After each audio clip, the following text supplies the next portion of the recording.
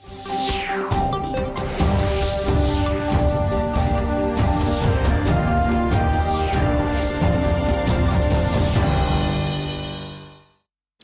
evening, viewers. Welcome to the Northeast News Bulletin. This is Hansraj presenting the headlines first. Defence Minister Rajnath Singh underscores importance of adaptive defence strategies in evolving warfare and security threats, addresses Delhi defence dialogue.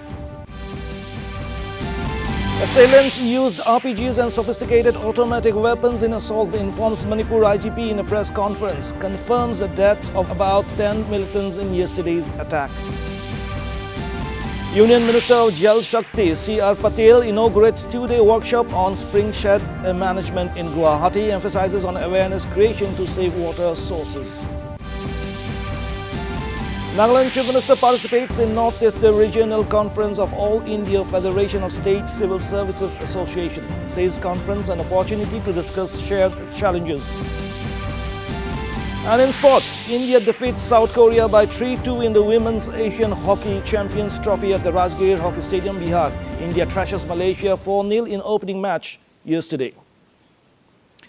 Defence Minister Rajnath Singh today underscored the importance of adaptive defence strategies to effectively address the evolving landscape of warfare and security threats. Speaking at the inaugural event of Delhi Defence Dialogue in New Delhi, the minister emphasized that adaptive defence is not a strategic choice but a necessity. He asserted that the country's vision of adaptive defence must be rooted in flexibility, innovation and resilience, preparing the nation to face future contingencies. Highlighting successful indigenous defence projects such as the Tejas light combat aircraft, INS Vikrant and DRDO missile programs, Singh termed this as significant achievements of the Make in India initiative. He further emphasized that the country is continuously working on emerging technologies in cyberspace and artificial intelligence, and it is committed to build state-of-the-art AI capabilities in the defence sector. For an adaptive defence strategy in the changing geopolitical and technological scenario, the Government of India, under the leadership and guidance of Mr. Prime Minister Narendra Modi, has taken several initiatives to build a robust and self-reliant defence ecosystem. It includes establishing the institution of the Chief of Defence Staff, promoting jointness among the three armed forces, improvising the training curriculum, forging new defence partnerships around the world, and so on. In Manipur, following an incident in which at least 10 militants were killed, the state police today held a press conference and said that in the early afternoon in Ziribam between 2:30 and 3 p.m. yesterday, armed miscreants launched an attack on the Borobekra police station and a nearby CRPF camp.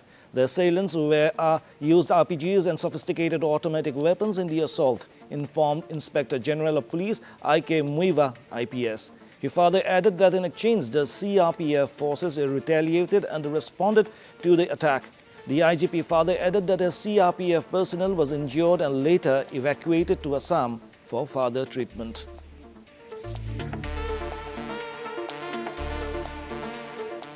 In the afternoon, around 2:30 to 3, there was an attack by armed miscreants at this Borobekra police station, and also at the CRPF camp just located very nearby there at Jalurato. Yes. So in that the armed militants, they were using RPGs and sophisticated automatic weapons such as AK and INSAS and SLRs, and the CRP also, after they were attacked, one of them got injured and they were the person was evacuated to Assam for treatment. The CRP also retaliated to the attack, and after that the firing stops after about 45 minutes. We found that there were a lot of casualties. About 10 militants were found dead, Two old persons, senior persons, were found burned to death, and 3 women and In Tripura, the National Investigation Team or NIA conducted searches at multiple locations in Sonamura under Sipahijala district in connection with a number of Bangladeshi operatives' activities as part of the terror group Al-Qaeda's conspiracy to destabilize India.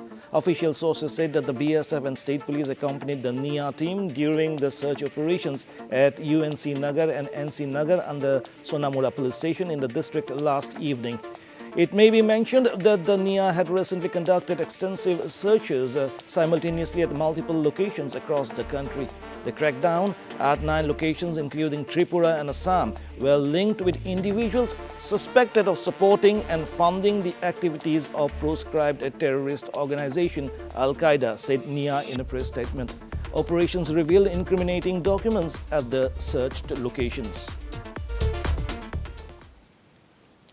Union Minister of Jal Shakti, C.R. Patel, said today that India's economy depends on water resources and it is our duty to save and rejuvenate our water bodies. Inaugurating a 2-day workshop on spring shed management in Guwahati, the Union Minister emphasized the need to create awareness to save our water sources or our future will be bleak. He said that the dream of Viksit Bharat by 2047 cannot be achieved without sustainable water resources. Later, the Union Minister chaired the 13th High-Powered Review Board meeting of the Brahmaputra Board, focusing on advancing policies and strategies crucial to flood control and river management in the Brahmaputra and Barak valleys. The meeting covered various key developments in the Brahmaputra Board's strategic transformation, including recruitment and deputation policies. माननीय प्रधानमंत्री नरेंद्र मोदी जी ने 2047 को विकसित भारत का एक कल्पना साकार करने के लिए वो काम कर रहे हैं। पानी की समस्या दिन ब दिन बढ़ रही है। ऐसे समय में दीर्घ दृष्टि के साथ माननीय प्रधानमंत्री जी ने जल शक्ति मंत्रालय को माध्यम बनाते हुए ये जल स्रोतों को उजागर करने के लिए, उनको पुनर्जीवित करने के लिए, उससे द्वारा पर्यावरण को बचाने के लिए, लोगों की जो पानी की आवश्यकता है उसको पूर्ण करने के लिए, उनको पीने का पानी, उसको खेती के लिए, एग्रीकल्चर के लिए पानी, उसके छोटे बड़े इंडस्ट्री के लिए पानी और उनको मत्स्य उद्योग करने के लिए, आर्थिक उपार्जन के लिए जो पानी की आवश्यकता है वो पूर्ण हो और उसकी आवश्यकता से भी ज़्यादा आने वाली पीढ़ी के लिए भी पानी का जल संचय हो और जल संचय भी जन भागीदारी के साथ हो, जिससे वो जन आंदोलन में परिवर्तित हो। उसके लिए वो काम कर रहे हैं। जल शक्ति मंत्रालय भी उसी के ऊपर काम कर रहा है।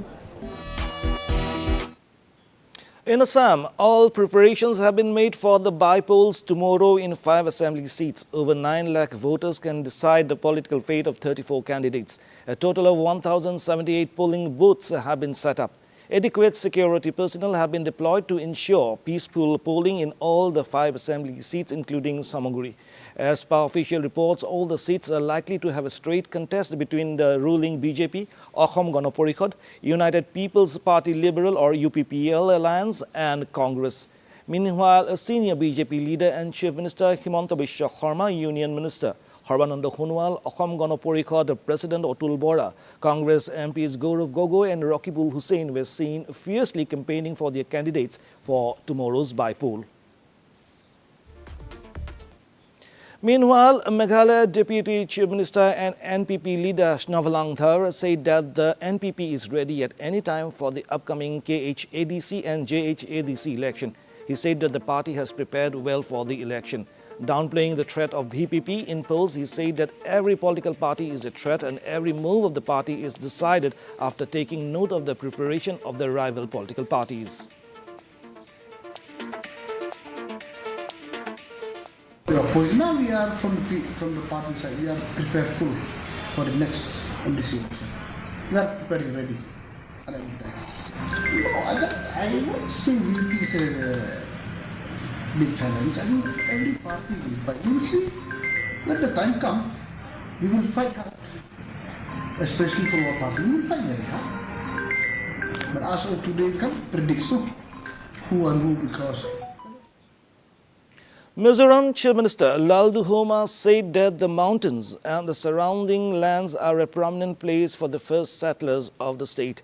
Inaugurating a 132 lakh project of the Nagar Van Yojana or Urban Forest Scheme at Sarchip, the minister stated that though the Central Forest Report or IFSR 2021 reported forest coverage in Mizoram to be 84.53%, the reality is deeper than the data. Later in the day, the Chief Minister visited a Shalom special school, Sarchip, and handed over a minibus which he said was bought from the donations of people realizing the requirements of special needs of the children. He further stated that the government is taking several steps to improve education for special needs children.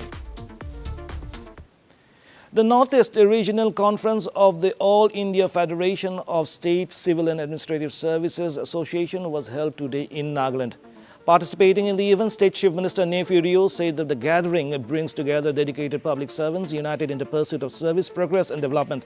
Taking to his axe handle, he further stated that the conference is an opportunity to discuss shared challenges, exchange experiences and find valuable solutions. State civil services officers have made significant impact to nation building, and their efforts in various sectors including education and sustainable development reflects a transformative power of public service, added the minister. The Nationalist Democratic Progressive Party or NDPP held a joint consultative meeting at its central headquarters in Kohima today. Advisor to the Nagaland Chief Minister and Chairman of Investment and Development Authority of India, Abu Mehta, graced the occasion as the guest speaker. He highlighted that the NDPP was formed in response to the Naga people's demand for a new political organization that could address societal challenges. He underlined that knowledge and education are the true source of power and urged the youth to become a solid foundation for the party. Mehta further advocated for the use of technology to promote transparency, combat corruption and improve public service delivery. Continuing with Nagaland, a capacity building program for elected councillors was held today under the Asian Development Bank funded project Readiness Financing Initiative. Organized by the Project Design Management Consultant PDMC, the program focused on strengthening governance skills in Nagaland's urban local bodies or ULBs. PDMC institutional expert Vimal Jha highlighted urbanization's role in economic growth and Nagaland's shift towards sustainable urban development. The training aimed to bridge councillors' knowledge gaps in municipal governance, covering policy making, planning and service delivery. 20 councillors from Dimapur and Shamukodema participated as part of the Nagaland Urban Infrastructure Development Project. In sports, defending champions India faced South Korea in the Women's Asian Hockey Championship Trophy at Rajgir Hockey Stadium in Bihar today. India and South Korea were 2-2 till the last reports arrived. Earlier in the opening match of the tournament yesterday, Indian captain Salima Tete led India to a 4-0 victory over Malaysia. The Indian Army successfully concluded a motorcycle expedition commemorating the 62nd Walong Day, honoring the heroes of the 1962 Battle of Walong.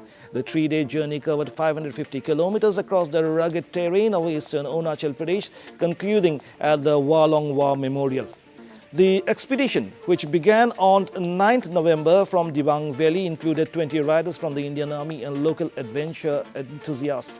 Riders traveled through rowing Teju and the village of Hayuliang, enduring challenging mountain trails and varied weather conditions. At the Walong War Memorial, participants paid homage to the courage and sacrifices of the soldiers who defended India's northeastern frontier. And to end the news, the main points once again.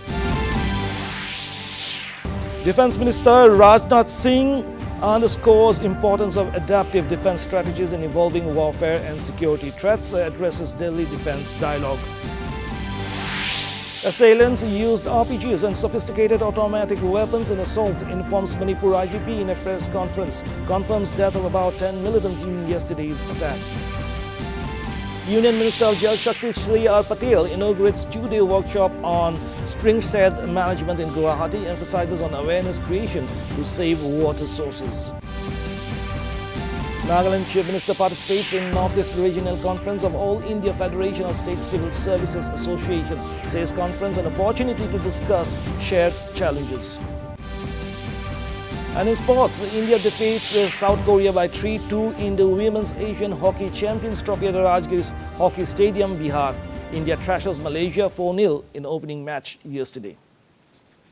And that brings us to the end of this evening's bulletin. Thank you for tuning in. Namaskar.